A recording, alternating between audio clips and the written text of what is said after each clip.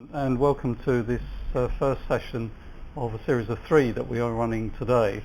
The Institute of Hospitality, for those of you not aware of it, is the professional body for managers in the worldwide hospitality industry. And one of our remits is promoting continuing professional development, and we do that throughout the year with a series of networking events very similar to the one you're attending this morning. So what we do this morning is what we do normally throughout the year for our members and for those who are not members of the Institute.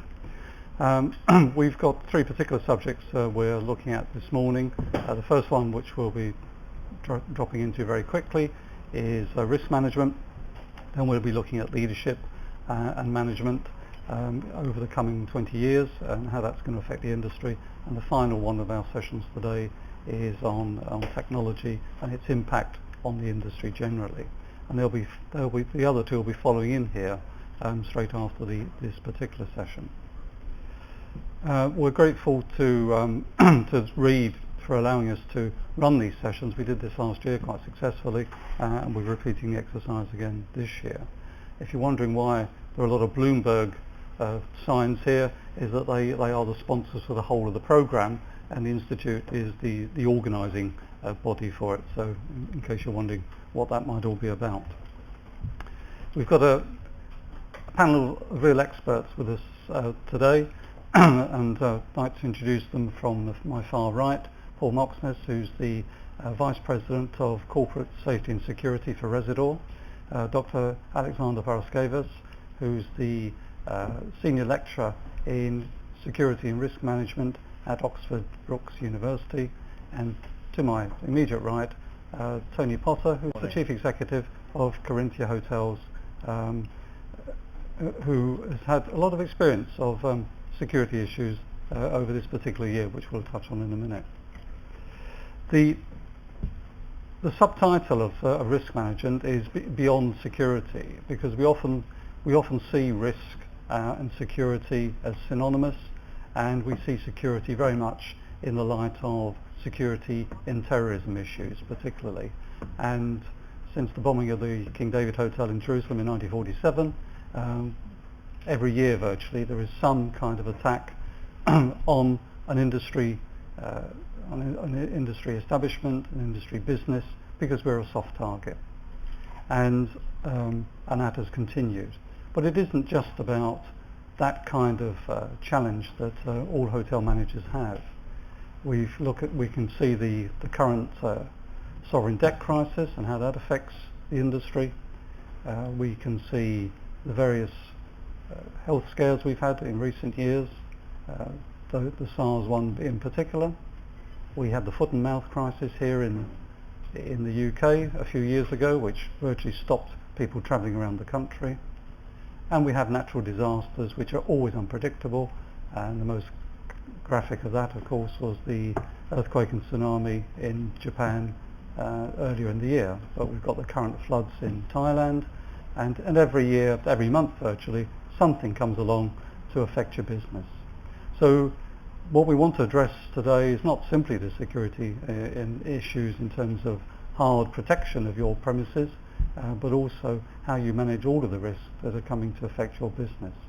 Bearing in mind that what we're in is the hospitality business, and what we want to be doing is opening our doors and welcoming people in to our premises. So we have a real dilemma as how we manage that hospitality focus and our approach to our customers, and at the same time protecting them and of course our own interests as a business. I shall now leave the podium and take my place up down here.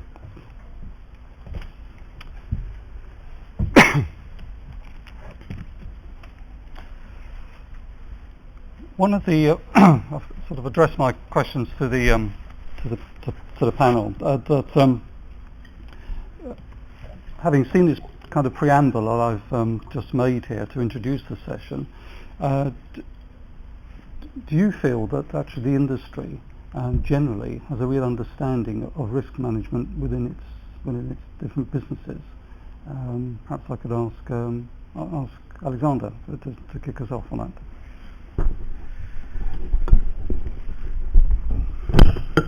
Okay. First of all, we need to understand what we mean by risk management. And risk management has been practiced, I think, forever.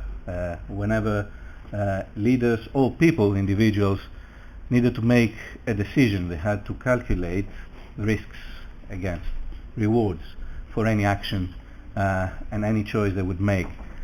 I think that the industry has not reached the level where they understand risk management in its totality.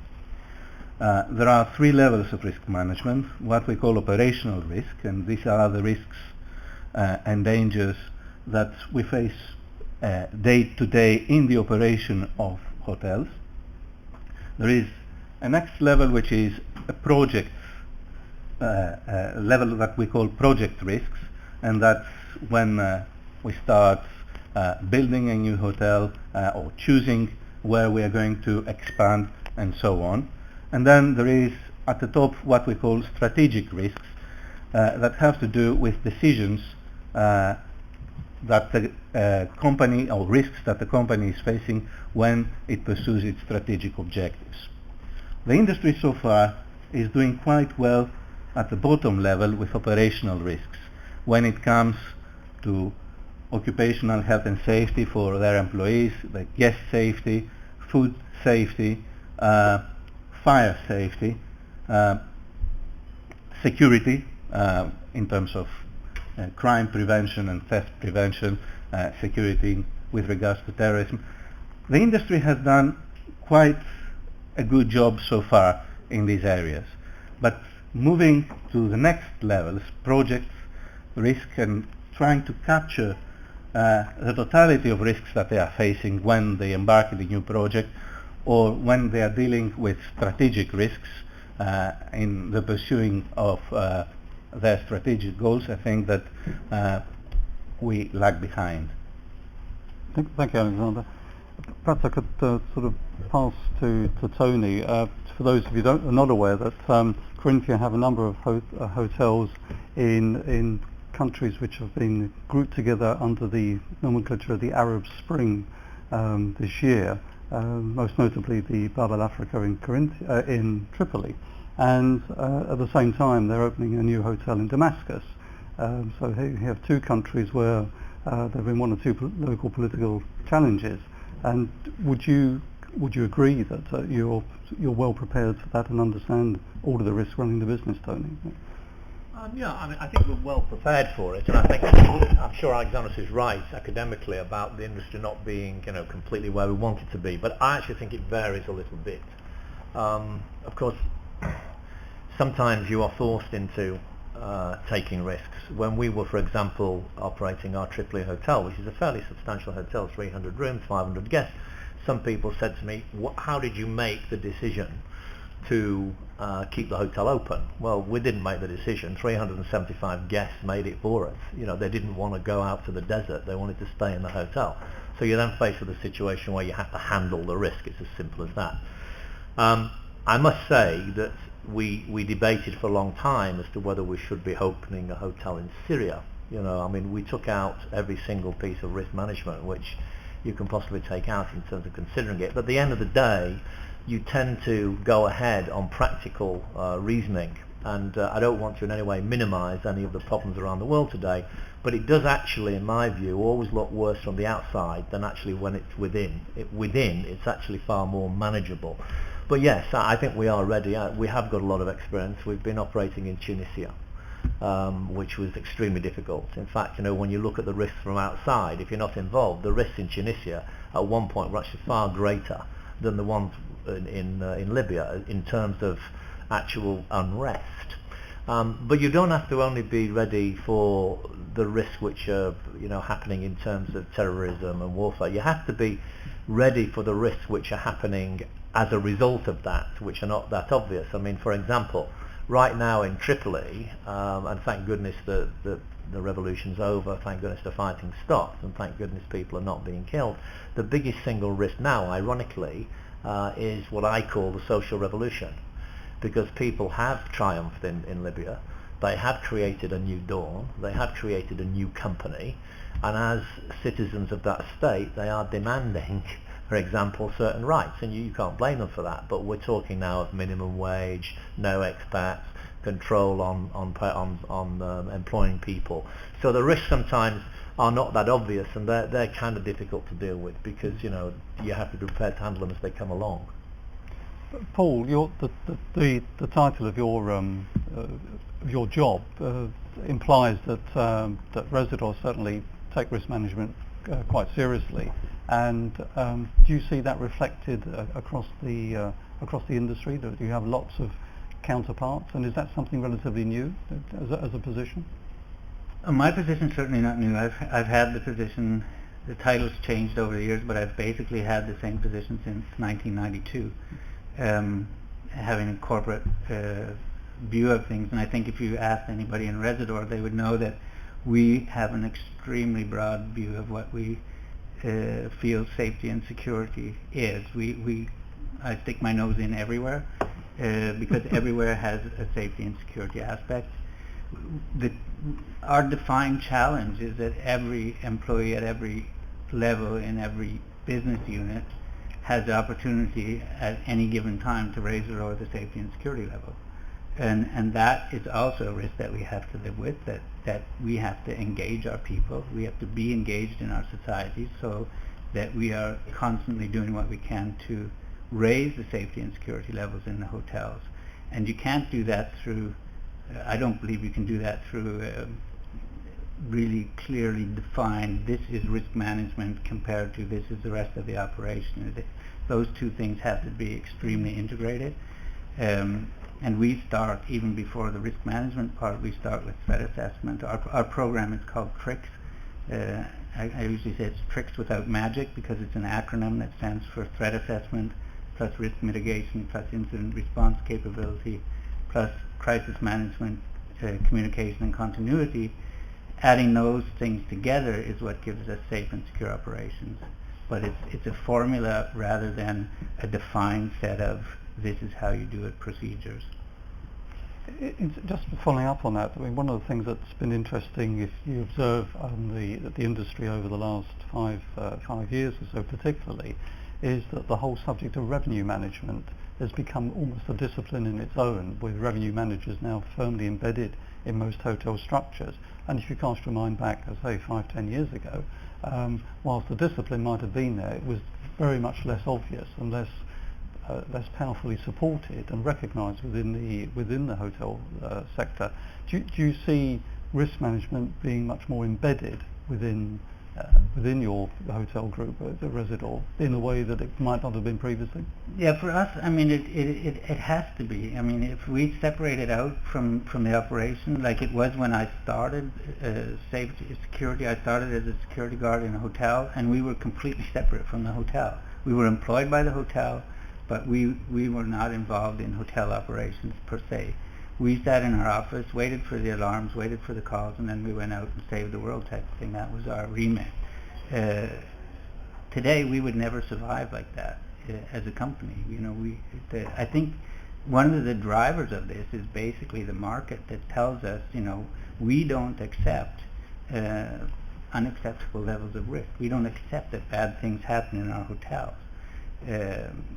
When I started, a complaint letter would say, this bad thing happened to me in your hotel, what are you going to do about it? Today, the letter says, it's from a solicitor and says, this bad thing happened in the hotel to my client, what are you guys going to give us for it? And once you start getting that to drive it, plus the market demands that even before signing contracts, they want to see, what's the operation look like? Is it going to be safe and secure? Obviously, we need to have people that can prepare and respond so that we can keep playing the role that we do in the market and do it successfully. But I think we should be careful about making it too much of a separate discipline. We need to understand the operation to be successful. Yeah, I would really echo that, what Paul is saying, because you can't actually legislate with a long list for what the risks are going to be. It's far more a matter of engaging your people. And I actually find that one big subject which comes into play in my head with health and safety and risk management is common sense. The problem is with common sense, it's not that common.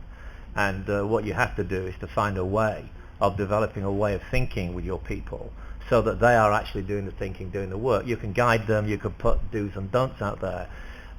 In terms of it being a fundamental part of the business, I would actually argue, which is quite controversial I suppose, that health and safety and risk management is probably of even greater importance than revenue management itself. I realise in certain rooms people are jumping up and down screaming when they hear that. But the reason why I say that is that, again, Paul's quite right, it touches every single part of the business. And I think you do have to have people like Paul heading up the show, and we have a lady doing the same thing. But they really are a guide, they're mentors, they're catalysts, they direct corporate policy. But the fundamental issue will never be taken away from the people themselves, because it's them that can drive what they do, how they do. It's even more important in another sense, in that security now is becoming a customer service department, in my opinion. You no longer want to walk into a hotel and see somebody dressed kind of vaguely like a policeman carrying 2 6 guns with a flat hat. You actually want to see people who are discreet, particularly at the very high end, people who can escort customers and give customers confidence. We've just designed a brand new hotel here in London, as most of you will know, in Westminster. We spent a lot of time designing security in there, not just for health and safety, but for what customers demand. You know, what does a diplomat want? How does a guy want to get to his £10,000 a night suite? He just doesn't want to walk through the front door for many reasons. So I really do think it's all embracing, and each departmental manager, if I could call that, has a responsibility to develop the right thinking. And it does concern me in terms of going back to your original question about, you know, how geared are we for it? I don't think we're geared enough. I think Alexandros is right. I think we have to get better at it. I mean, just let me try one little thing, and I promise you there's no embarrassment here. Just put your hands up if you know what an inquiring mind is, in legal terms. Just put your hand up. Okay, don't worry, there's not a lot of hands going up. You need to know what an inquiring mind is if you work in the business, because it's actually the means where someone can prosecute you successfully for corporate manslaughter. And I don't want to get in any way fear-mongering, because that's the last thing we want to do with risk management. But I do think it's important that people understand what their responsibilities are to the company and to themselves, and I think that's the key. And the fact, and you shouldn't be ashamed of the fact that you don't know what inquiring mind is. I hope you never have to kind of work out or get involved in what it is. But the fact that you don't know it as part of this industry does not surprise me, because I don't think we actually talk to employees enough in order to educate them to understand just what the consequences of getting this wrong can be. But I don't think fear is the right way of doing it. I do think knowing the consequences, understanding what the responsibilities are, and understanding what can happen to you, your people and your business is very important, and I don't think we do enough of it. That's, I mean, that's very useful lead-in to come bring Alexander in, because what Tony and Paul have been talking about is the the realities of the day-to-day operational stance, and what you're both stressing is that as part of a panoply of skills which every general manager and departmental managers need to have is as an awareness of the entire risk of running their show. How much is that now embedded in curricula? In Oxford Brookes University, for those who are not familiar, is a very well renowned university in this country, in the UK, for delivering some high quality hospitality management graduates. So how much is that now embedded within the curriculum? I will speak generally about higher education, and I'm afraid that unfortunately security and safety in particular have lost their prominence in curricula. Most universities are more driven to management subjects, human resources, marketing, finance, and they are right to do that, strategy. Only those universities that are more heavy or rely more heavily on operations, particularly food and beverage, they will teach food safety for sure. They will teach basics on occupational health safety, but then the rest, unfortunately, in higher education probably does not exist. In Oxford Brookes University, in the Oxford School of Hospitality Management, we are fortunate enough to have a stream of research on risk management and safety, and all the research that we are doing with companies, we try to teach our students. However, do I see risk management becoming a separate course? For the moment, it is in most universities an elective, and it's not necessarily a hospitality related course. It's a risk management course, generic business, and more probably has to do with insurance and financial investment rather than operations. However, I see a trend, a generic trend towards responsible business. There is a lot of push from the industry and from the generic business environment towards corporate responsibility, environmentally friendly hotels, hotels that link with the community. So I see risk management becoming part of something wider, which is doing business responsibly. Because keeping hotels safe, creating a safe environment for your guests and your employees is part of being a responsible business, of doing business responsibly. So when it comes to teaching the young generation of managers about responsible business, it's not only about protecting the environment and about corporate philanthropy or corporate social responsibility. It's also addressing these issues as well that have to do with risks and safety. Okay, thank you, Alexander. We, just to reassure you, this isn't going to be, you're not going to be spoken to or talked at for the whole morning. So we will be inviting you to raise some questions during the session. And when we do that, there is a mic here, and we'd ask you to introduce yourself and then pose your question to the panel. Just picking up on that point then, that you're saying there's a general trend to that. Is that peculiar to Oxford Brookes because of your posts? In other words, is your post replicated in other universities? No. So now, is that a conscious decision that Oxford Brookes has taken? Yes. to create that post? So by implication, one could infer from that the other universities which have very good reputations for hospitality management delivery may be focusing even less than you're finding within Oxford Brookes. I don't want to speak about other universities, but generally the universities, other universities are more focused on these environmental and corporate social responsibility issues without embracing the element of security and safety and risk management in general. Yeah. The question wasn't in any way intended to sort of to denigrate the other universities. It's just to reinforce the point of that kind of lack of real integration within what both Paul and Tony have been saying in the way that the businesses are managed. Now, both of you presumably take on board students on placements from universities as part of your sort of day-to-day activity. How do you find integrating them and inducting them within your respective organisations? Does this come as a bit of a surprise to them? Generally, is that? You mean the risk management? You know, the whole risk management. I don't think it so much comes as a surprise to them as the fact that they're not so sure it was there. And it's interesting listening to Sandros, because I didn't realise that most universities didn't carry any form of curriculum on that. And it's certainly worth looking at and putting some emphasis on, because if you are going to, as many countries do, legislate and force people to conform at a risk, a business risk or a personal risk, then it's almost got to be forced upon people so that they can understand a little bit. We induct students in the same way as we induct anybody who's working for us full time, so they will go through those processes. I think one of the problems in the industry, and I have to kind of admit some culpability here, is that in an eagerness to get things processed, you're sometimes just following the process. And again, to go back to the more important thing is to make people understand. But the other point we've made is that it's a big subject that's very broad, and risk management, I think, can be so essential, especially in terms of international business decisions. Just let me give you one example. I don't know whether any of you have any experience of working in Egypt, but in Egypt, and we just discovered this because we did a risk assessment on a management contract, on the contract terms itself, because it wasn't our normal contract.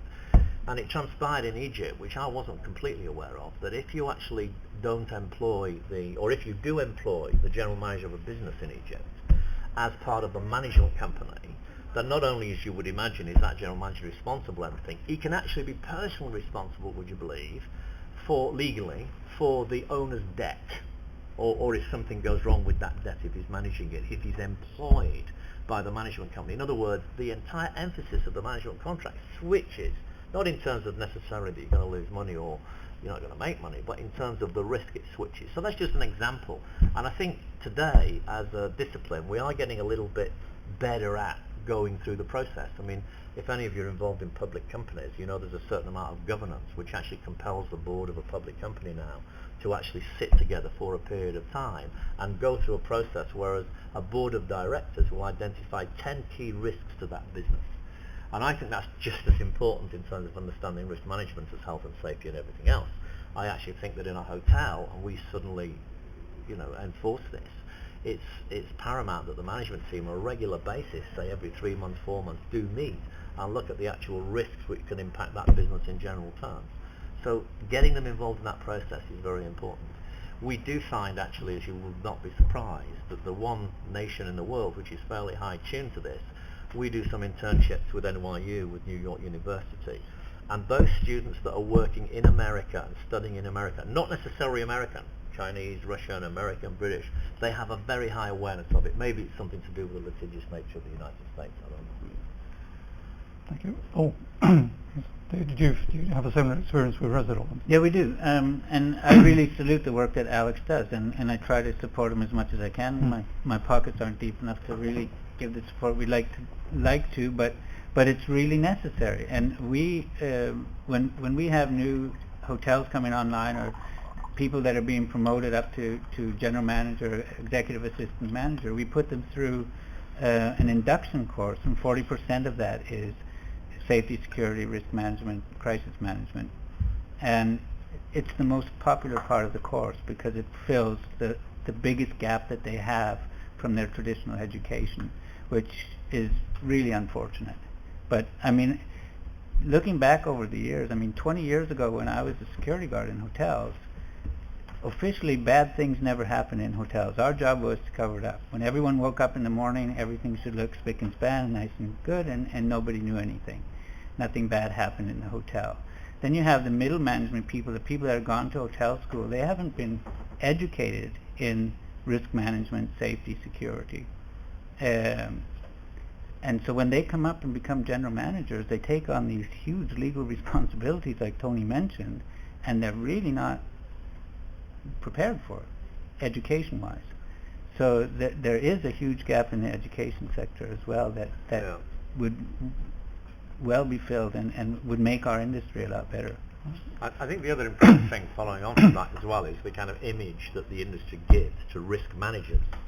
Because, I'm generalizing, but I have seen risk management accused of being, scaremongers, they're overreacting, they're always doing this, what do you expect, look at the job title. This is all nonsense, of course, because, some of the things that they are dealing with have got serious consequences. So I think the image we build of a risk manager in a hotel, in a very big hotel, we will have a risk manager.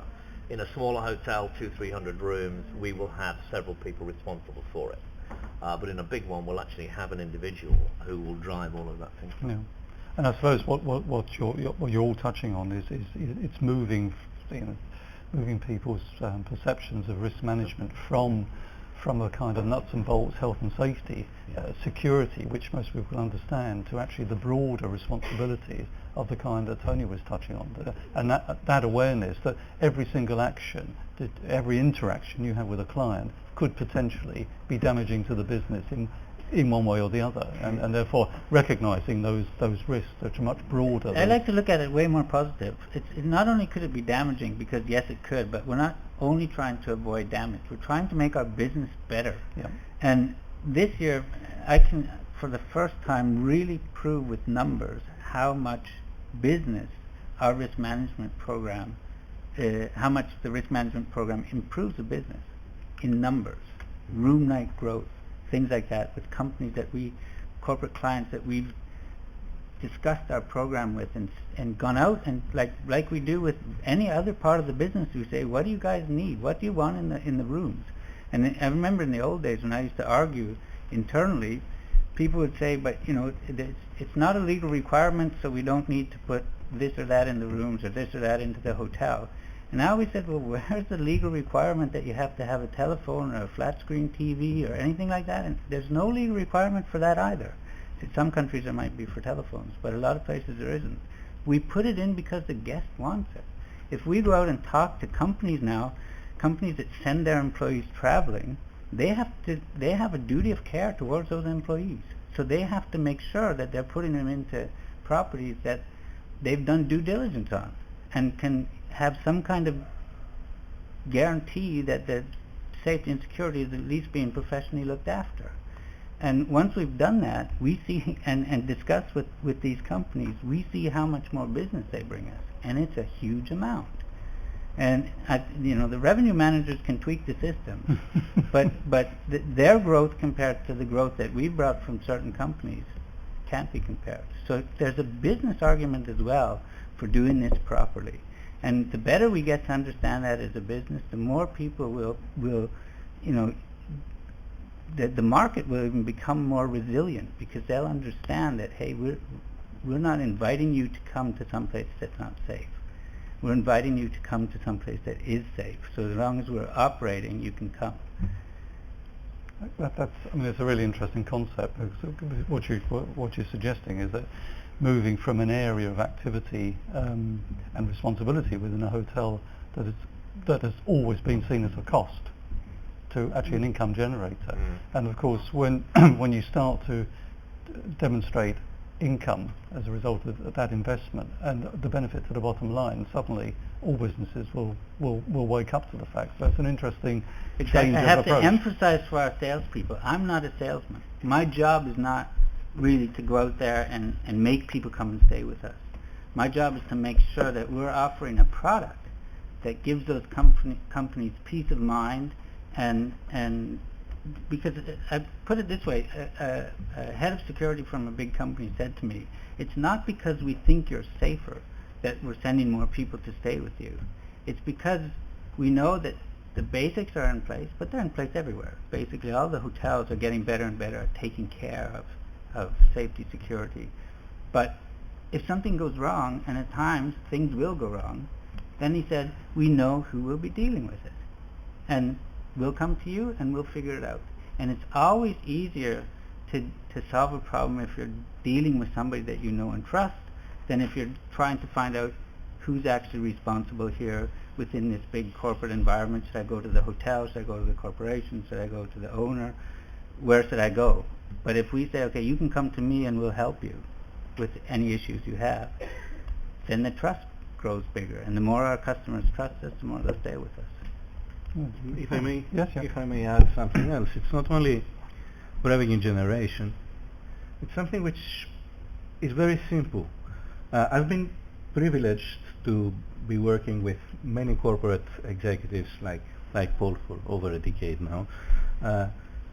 But I've seen companies that have a risk management division of about 30 or 35, and I'm not talking security people, I'm talking about corporate level risk managers, which is not a cost center but a revenue center. In what sense? Because the company has such rigorous risk management policies and strategies in place, what they manage is to reduce significantly insurance premiums. So when the insurer makes an inspection and sees that you have all those strategies and policies that reduce their risk, clearly they will sell you the insurance at a much lower premium. Now, this saving goes straight to the bottom line. And this is why companies that take seriously risk management actually have the support of the entire company, especially at the top level, because everything that goes to the bottom line goes to shares and everyone benefits, so they don't question risk management. Tony, do you want to come in? Because you must have some hefty insurance premiums to Yeah, pay, given the position of your hotel. Yeah, it's a very good point. I mean, Yeah. today it's actually difficult, believe it or not, actually getting insurance full stop for certain circumstances. And as Alex will be able to tell us, if you go out there and try and win a tender for terrorist bomb damage, you're wasting your breath now. I was actually quite involved in putting that premium up because I was running a hotel at Ground Zero, the Millennium, not the Marriott that we lost, unfortunately. But insurance premiums are horrendous. It's absolutely right what you say. If you've got the right people in position and you are doing the right things, those premiums will come down. It's also exactly what Paul says, and some of you may have experienced this. With a lot of big corporates now, there is a tick-the-box list, and if you don't tick box 9, you don't go to box 12. And a lot of these issues are broadly health and safety and risk management issues. The only area where I found you have to be careful, I think it was Paul that mentioned the incredible duty of care which people have for their employees. That's absolutely right, and it's very defendable. The only thing you have to be careful of is that some of the corporates, but I think they've stopped it now, I don't know what your experience is, Paul, they actually tried to pass this on completely at some stage, and if you actually look at some of the tender documents for getting business now, you really do need to watch that small print, because we've had to go back to some companies and say, you must be joking, there's no way we're agreeing to this, because this basically says if any of your employees come to any harm whatsoever, for any reason, at any day, time of day or night, we're responsible, forget it. So, you also have to have the knowledge to be able to defend yourself, as well as cooperate with these people. Thank you. Just conscious of the time, as we're into our last 25 minutes of the session, perhaps at this stage, perhaps invite any questions from the audience that may have been generated by the discussion so far. Any questions at all? Don't be scared to ask. Okay, well Maybe I can just add Yes, a sure, comment sure. there on the box ticking mentality that's sprung up. We actually instruct our hotels to be very, very careful about ticking all those boxes because, as Tony says, they end up almost taking their liability, bringing all the liability onto themselves, which there's no way we would want to accept that. But my experience actually is that in a lot of cases, the due diligence is totally necessary. We totally understand that, but that doesn't mean that they have to develop these long, elaborate checklists and send them around to everyone. They do that for documentation purposes, but in most cases that we've actually looked closely at, these are subcontracted things. So a company says to another company, you go do our due diligence and make sure we can stay in these hotels. So then they hire a consultant who makes the big long checklist and sends it around. And and some of the checklists, as Tony said, you get questions saying you have to accept every risk all the time, 24 hours a day, or else and anything that happens, it's your fault. And if we take that and go back to corporate security and the company that is being represented by the checklist, they say, we don't need to know that. We don't need to do that. We need to do due diligence. We need to know that there's a basic structure in place, that things are being taken care of, and that if something happens, it will be worked out. So it's not like we have to protect our employees against every risk in the world. We can't do that. We can't accept it. And when we go back to those companies and discuss the program with them, a lot of times they take the checklist and say, we don't need it, because they understand our program. Yeah. I think the other arguments, and we've kind of talked about this, for having real professional people focus on this, is that in my experience, hotels, particularly big hotels, you can't get everything right all the time. There's always going to be something in there which is, not as it should be. I find that if you have a professional management structure within a hotel, within a corporation, and the local authorities are aware of that, they're not going to let you off, but they are going to be far more reasonable, because what they are looking for at the end of the day, and I'm sure they wouldn't admit this, but custom and practice demonstrates it, they're looking for people to be responsible. They don't really expect you to get it right all the time. And I've had experiences in hotels where, for example, I remember one in London not so long ago with a different company where somebody sprayed a can they found in a rooftop. They'd been through the induction that they shouldn't do that. But when you actually poke your head through a ceiling and you see a can, you go, well, that's interesting. It was just a very dangerous substance he did it with, that a contractor had been left there. Now, that could have been potentially a very serious situation here, although no one, thankfully, was hurt. But it was a serious breach of various codes. We were prosecuted for that, but we weren't prosecuted in a vindictive, nasty way. And I don't think, actually, the authorities deserve some of the criticism they're getting, because I think they do have to be pedantic. I think they cannot have anything other than a zero tolerance level. But you will find the way they deal with you as a business will be far more professional, far more understanding, and far less punitive than perhaps it could be, which is important because, you know, we've talked around it, but some of these consequences are big. You know, these fines are not small, and they can be, as I say, implemented personally as well, without the company being allowed to pay. So the important thing is to really build this professional kind of approach up on risk management, in my opinion. Is that, I mean, we should, you've all been touching on the benefits or the negatives as far as, you know, the profitability of the business is concerned. But how much, particularly at board level, does the how much kind of linkage is there typically between the finance director, who's looking at all sorts of financial risks on investments and what have you, but possibly also with an eye on the economic question to ask uncertainty? the finance guy is, are you refusing this expenditure? Because I want it in writing and watch him change his mind. But is there a much kind of closer rapprochement between, you know, the area that we're talking about and the finance director in terms of understanding the full potential risks, and does that have an influence for good or ill on how you cascade that down through the business? I think it has to be debated amongst professionals. I mean, all jokes apart, I think the financial guys are quite right to say, do we need to spend this?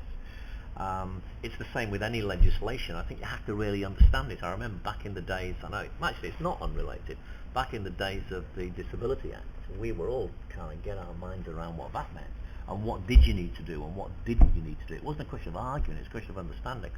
So I think at board level there is now fairly substantial and healthy debate. As to whether that gets passed down, translated and actually implemented correctly, I'm not sure about. So I think that's what Alex was actually coming on to. And I think the problem is, maybe I'm wrong on this, but I get the impression the problem is now less big in the big corporates, because I think they have been quite successfully forced into drawing their attention onto it. I think some of the bigger independents are a bit of an issue, where you need to find a way of maybe as a business helping them. Because, you know, it's a bit like nobody likes going to the dentist, do they? You know, so it's no disrespect to Paul, but when you've got a kind of job title like this, it's a bit kind of, you know, maybe we should find something else better to do, Dave. This guy looks dangerous, you know, and you've got to avoid that for sure. Yeah. I can tell you that actually I used to be director of safety and security, and then I went on vacation a few years ago, and when I came back, the first email I read said congratulations. It was from a friend of mine congratulating on me on the promotion that I didn't know I'd been given. So you even have to take out. So I didn't choose the title myself. But I mean, following this theme, I mean, you're a relatively large organisation at Resit. Or is there a board presence for that actually has a responsibility for risk management, and is that an additional responsibility for a director, or is there a board? Our risk management program reports to the board audit committee. So it's very closely linked with the finance people and internal audits and things like that, and we actually get along very well because we have the healthy debate. I'd say a lot of our risk management program is driven by board initiative as well. They come and suggest things to change, focus on things they want to see what we're doing. So it's and that for me it's great. A couple of years ago I remember they came and they wanted to do an external audit of the corporate security function, and our head of finance said, you know, should we try to get them to defer for a year, so that, because he wasn't 100% sure, and I said no, let's open the door, let them come in. I've never had any problem with that. And the result of it was, because our major shareholder is Carlson Companies, we're now taking the Residor program and globalizing it for the Carlson brand. Oh, right. And that's my second job, is to lead that task and make sure that we're aligning things for the brands on a global basis. And that's a direct result of a board initiative to do an external audit of corporate safety and security. The report came back. There were things we had to get better at, do more of, but the overall result was so good that Carlson decided, hey, let's do this globally for our brands. Okay, but Alexander, I mean, you deal with a lot of companies through your work at the university, but is is that kind of experience, that's a kind of like a case study that Paul's just spoken about, is that typical or is it untypical in your general experience? Well, I cannot say typical or untypical, but risk management, the success of a risk management program in any hotel company depends a lot on what we call the tone at the top. So the involvement of the executive committee, of the board of directors, and the commitment of these people towards risk management. If there is, the danger is this compliance culture that some companies may have, that it's all about what box do we need to tick, and as long as we tick this box, then we are okay, we are safe. And this is what we need to avoid. Risk management is a mindset, is proactively looking at possible risks that any decision or any move or any change in the environment places your company, exposes your company to. And sometimes, yes, the finance people and the marketing people think of risks, but sometimes they think from their own perspective. And an example that I would like to give is a decision was made in one company to outsource their reservation call center, let's say, in an Eastern European country. A finance officer, chief financial officer, of the accountants anyway, found that this makes perfect business sense. It won't cost us a lot. It's fantastic. The marketers were very happy because they would have a hub in Eastern Europe. Nobody of those people who have made the decision have thought that by outsourcing our reservations in this company, we have to plug them in our database of our customer loyalty program.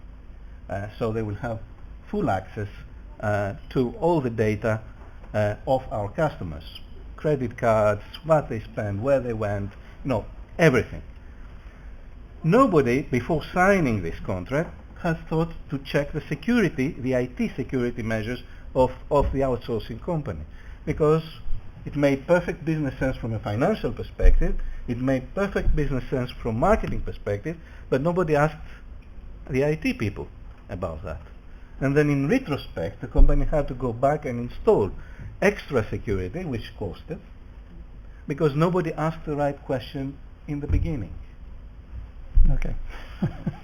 Good example. Any questions? Yes, we have a couple of questions here. Malcolm, can you do